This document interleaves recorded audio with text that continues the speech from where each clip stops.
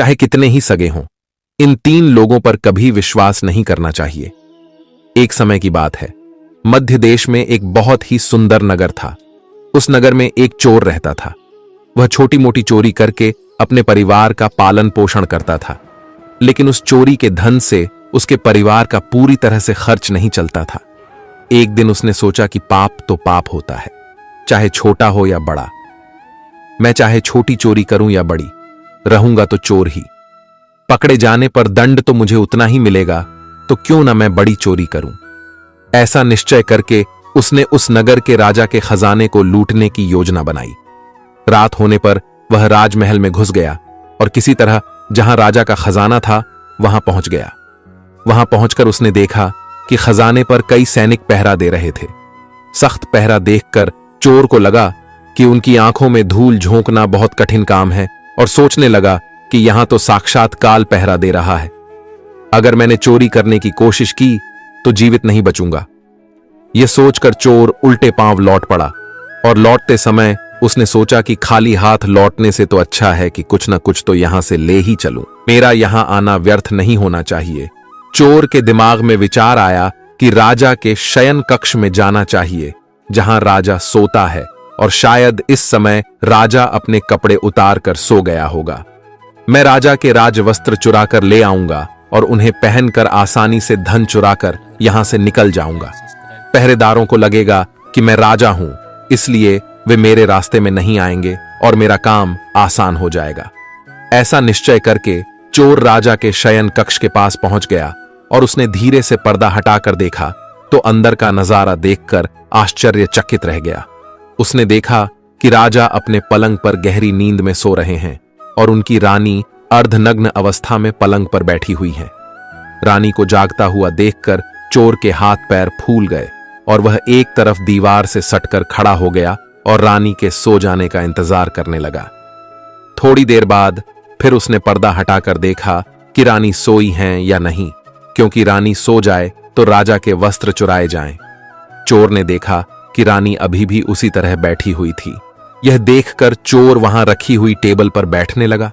जैसे ही वह टेबल पर बैठा तो उस पर रखी हुई पानी की गिलास नीचे गिर गई। उस आवाज को सुनकर राजा की नींद तो नहीं खुली, परंतु रानी तलवार लेकर बाहर आ गई और तलवार चोर की गर्दन पर रख दी और बोली, कौन है तू और यहां किस लिए आया है? सच सच बता, वरना तेरा सिर धड़ से अलग कर दूंगी। चोर डर के मारे पसीने से लथपथ हो गया और हाथ जोड़कर गिड़गिड़ाता हुआ बोला, रानी साहिबा, मेरी जान बख्श दो। मैं एक गरीब चोर हूं और चोरी करने के उद्देश्य से ही यहां आया हूं। छोटी मोटी चोरी करके अपने परिवार का पालन पोषण करता हूं। आप मुझे मार दोगी तो मेरे बच्चे अनाथ हो जाएंगे। मैं वचन देता हूं कि इस बार मुझे छोड़ दो। मैं कभी दोबारा राजमहल की तरफ मुड़कर नहीं देखूंगा। मेरे छोटे छोटे बच्चों पर रहम करो। रानी को उस पर दया आई और उसने कहा, सुनो, मैं तुम्हें एक शर्त पर छोड़ सकती हूं। मैं इस समय काम से पीड़ित हूं। यदि तुम मेरे साथ समागम करोगे तो मैं तुम्हें यहां से जाने दूंगी, वरना एक ही झटके में तुम्हारा सिर काट दूंगी। रानी की यह अनोखी शर्त सुनकर चोर और भी ज्यादा घबरा गया और कहने लगा, रानी साहिबा, ये आप क्या कह रही हो? मैं तो एक चोर हूं और आप इतने बड़े राज्य की महारानी। मेरी क्या औकात है जो मैं आपके साथ ऐसा करूं? मेरे लिए तो यह सोचना भी बहुत बड़ा पाप है। रानी ने कहा, मैं कुछ नहीं सुनना चाहती। अगर तुम्हें अपनी जान प्यारी है तो मैं जैसा कहती हूं वैसा ही करो, वरना मरने के लिए तैयार हो जाओ। रानी का ऐसा प्रस्ताव सुनकर चोर की जान हलक में अटक गई और सोचने लगा, आज मैं बहुत बड़ी मुसीबत में फंस गया। यदि मैंने रानी की बात नहीं मानी तो भी मारा जाऊंगा और मान ली तो भी मारा जाऊंगा। चोर बहुत बड़ी दुविधा में पड़ गया कि क्या करूं। आखिरकार उसने रानी के साथ समागम करने की बात को स्वीकार कर लिया और बोला, रानी साहिबा, मुझे 5 मिनट का समय दे दो। मुझे बहुत जोर से लघु शंका लगी है। पहले मुझे लघु शंका से निवृत्त होने दो, उसके बाद आप जैसा कहोगी मैं वैसा ही करने के लिए तैयार हूं। रानी ने तुरंत तलवार के इशारे से शौचालय को बता दिया और चोर उसकी तरफ चल पड़ा। रानी वहीं पर खड़ी होकर उसके लौटने की प्रतीक्षा करने लगी। चोर ने इस बीच रानी की नजर से बचकर वहां से भागने की कोशिश की, भागते भागते जब वह द्वार पर पहुंचा तो द्वार पर जो सैनिक था उसने उसे पकड़ लिया और उससे पूछताछ की। चोर डरा हुआ था।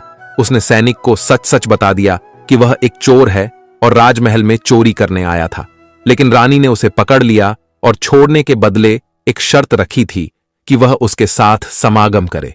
इसलिए मैं लघुशंका का बहाना बनाकर वहां से भाग आया। इस तरह से चोर गिड़गिड़ाकर सैनिक से उसे छोड़ने का आग्रह करने लगा। सैनिक ने कहा, देख भाई, मैं तुझे एक शर्त पर जाने दे सकता हूं, और शर्त यह है कि तुम्हें पुनः रानी के पास लौटकर जाना होगा और रानी से कहना होगा कि मैं तुम्हारे साथ समागम करने के लिए तैयार हूं, किंतु उससे पहले तुम्हें अपने हाथ से राजा को मारना होगा। सैनिक की यह शर्त और भी ज्यादा कठिन थी। चोर ने सोचा कि वैसे तो प्राण बच भी सकते थे, परंतु अब नहीं बचेंगे। अगर रानी से यह बात कही तो रानी मेरा सिर काट देगी। अब चोर को चारों तरफ मौत ही मौत दिखाई दे रही थी। मजबूर होकर चोर वापस रानी के पास गया और बोला, रानी साहिबा, मैं आपके साथ संबंध तो बना लूंगा, लेकिन मुझे एक बात का डर है कि उस समय राजा साहब नींद से जागे तो न आप बचेंगी और न मैं। राजा साहब हम दोनों को मार डालेंगे, इसलिए आपको एक काम करना होगा। आप अपने हाथ से राजा का सिर काट दीजिए, फिर हम निडर हो जाएंगे। अगर आप इतना कर सकें तो मुझे आपकी शर्त मंजूर है, वरना मैं आपके हाथों मरना उचित समझूंगा। आप मुझे मार दीजिए। काम के वशीभूत रानी चोर से कहने लगी, ठहरो, ये कौन सी बड़ी बात है, मैं अभी राजा साहब को मौत के घाट उतार देती हूं। इतना कहकर रानी ने दोनों हाथों से तलवार पकड़ी और सोए हुए अपने पति का सिर काट दिया। जब रानी ने राजा का सिर काट दिया तो सारा कमरा खून से लथपथ हो गया और राजा के खून से रानी भी भीग गई। वह भयानक दृश्य देखकर रानी बेहोश होकर गिर पड़ी और उसी समय चोर वहां से फरार हो गया। सुबह राजमहल में शोर मच गया कि कोई राजा साहब को मार गया, मगर राजा को मारने वाले का कोई पता नहीं चल पा रहा था।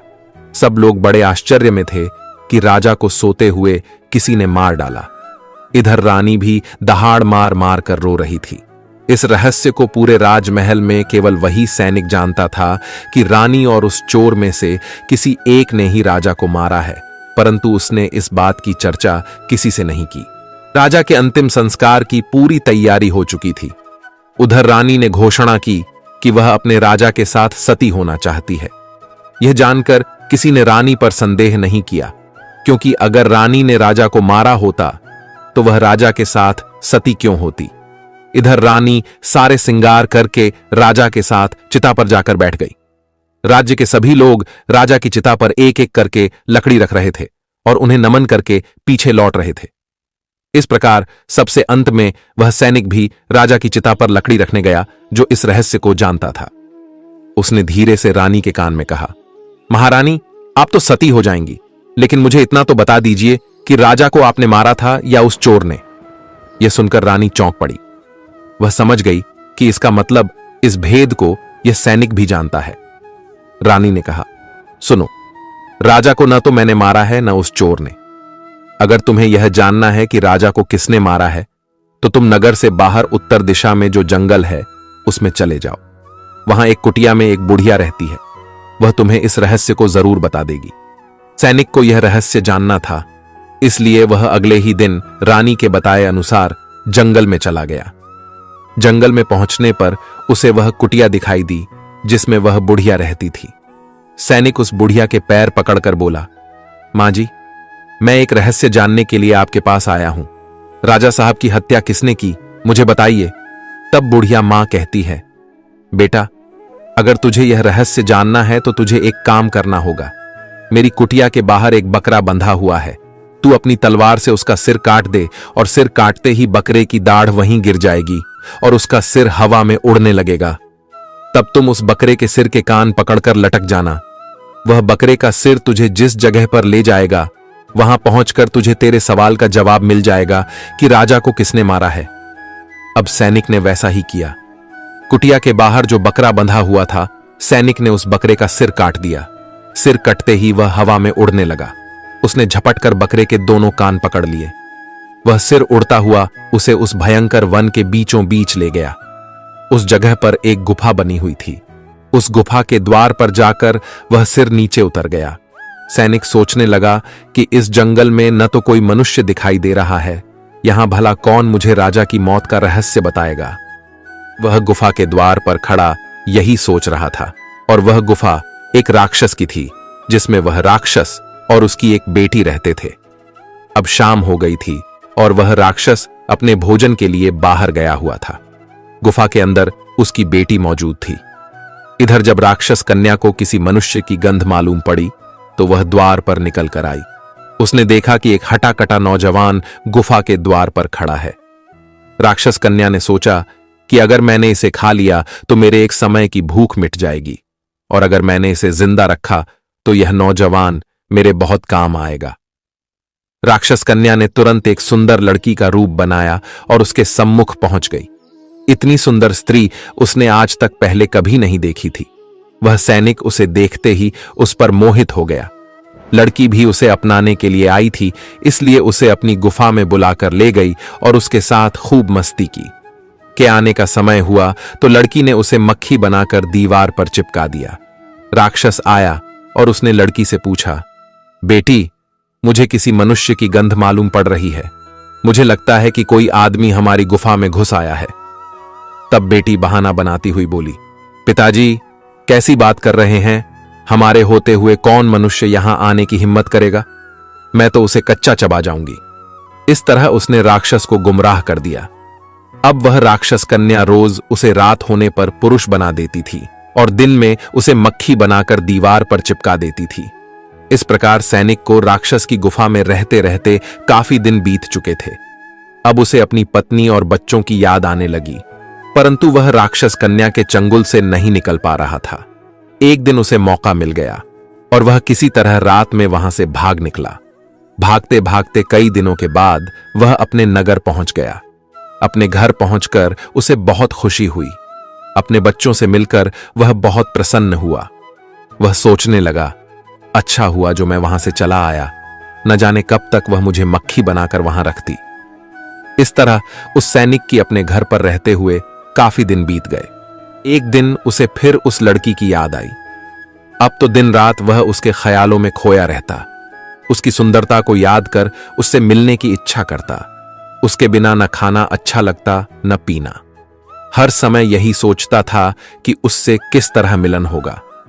सैनिक उस राक्षस कन्या से मिलने के लिए तड़पने लगा और उसने फिर से उसके पास जाने का निश्चय किया। उसने सोचा, पिछली बार तो मुझे उस बुढ़िया ने पहुंचा दिया था, लेकिन अब मैं वहां से भाग कर आया हूं, इसलिए मुझे रास्ते का भी ज्ञान नहीं है। क्यों ना मैं एक बार फिर उस बुढ़िया की सहायता ले लूं। ऐसा सोचकर वह उस बुढ़िया की कुटिया पर पहुंच गया और हाथ जोड़कर बोला, हे माता, एक बार मुझे फिर से उसी स्थान पर भेज दो जहां पर मुझे पहले भेजा था। अब वह सैनिक राजा की हत्या का रहस्य भूल चुका था। वह राक्षस कन्या से मिलने की बेचैनी उसके अंदर बढ़ती जा रही थी। वह बुढ़िया समझ गई कि यह काम के वशीभूत है। उस बुढ़िया ने कहा, बेटा, पहले तो मेरे पास एक बकरा था जिसके कान पकड़कर तुम वहां चले जाते, अब तो वह भी नहीं है। अब मैं तुम्हें कैसे पहुंचाऊं? तब सैनिक ने कहा, हे माता, मैं जीवन भर आपका गुलाम रहूंगा, एक बार उस लड़की से मुझे मिला दो। बुढ़िया ने कहा, बेटा, मैं तुझे मिला तो दूंगी, पर इसके लिए तुझे अपने बेटे को मेरे पास लाना होगा। सैनिक बोला, यह कौन सी बड़ी बात है? इतना कहकर सैनिक अपने बेटे को बुलाकर ले आया। बुढ़िया ने कहा, बेटा, जिस तरह तुमने बकरे का सिर काटा था, उसी तरह तुम अपने बेटे का सिर भी काट देना। फिर उसी तरह इसका सिर भी हवा में उड़ने लगेगा। तुम इसका सिर पकड़ लेना और यह तुम्हें उसी स्थान पर पहुंचा देगा। काम के वशीभूत वह सैनिक अपने बेटे का सिर काटने के लिए तैयार हो गया। जैसे ही उसने तलवार लेकर बेटे का सिर काटना चाहा, तब उस बुढ़िया ने उसका हाथ पकड़ लिया और कहने लगी, ठहरो, यही तुम्हारे प्रश्न का जवाब है।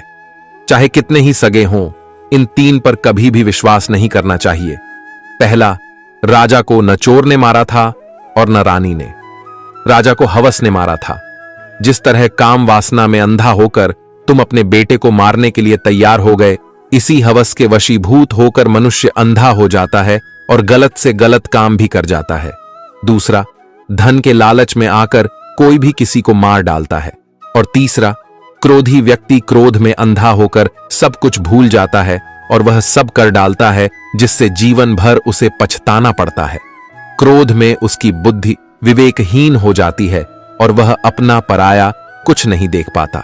इन तीनों से हमेशा बचकर रहना चाहिए, अन्यथा जीवन भर पछताना पड़ता है। मित्रों, आशा करते हैं कि आपको हमारा यह सुनाई गई कथा अच्छी लगी होगी। अगर आपको यह कथा अच्छी लगी तो प्लीज वीडियो को लाइक करें और चैनल को भी सब्सक्राइब करें। और लास्ट तक कथा सुनने के लिए आपका धन्यवाद।